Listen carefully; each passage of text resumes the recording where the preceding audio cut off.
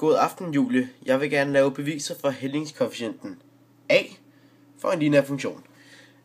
Og vi skal bare lige forestille os her, at vi har en graf, hvor vi kender to punkter, som jeg så har valgt at kalde P og Q.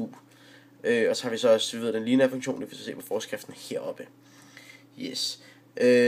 Og så fordi, begge punkter på grafen er for, f af x, så kommer det så til at sidde således ud her.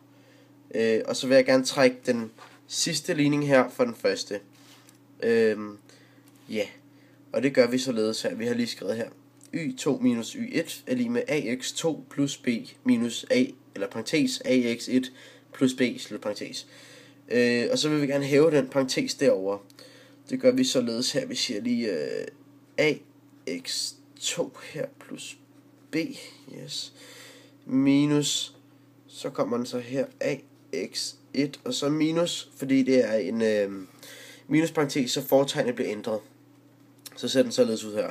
Så har vi så til gengæld et plus b her og et minus b her.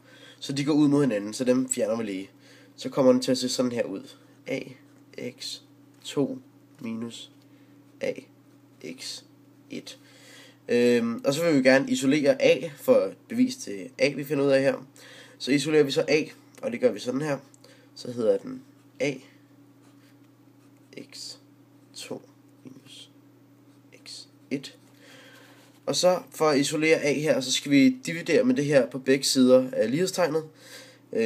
Fordi det skal man gøre, hvis det er en ligning. Hvis man gør noget på den ene side, så kan man også gøre det på den anden side. Og det gør vi så således her. Jeg skal lige sige, a er lige med y2 minus y1. Og så fordi vi lige skulle dividere med x2 her, minus x1, begge sider af lighedstegnet, så kommer man til at se sådan her ud. Og på den måde har vi så bevist, hældningskoefficienten A. Tak.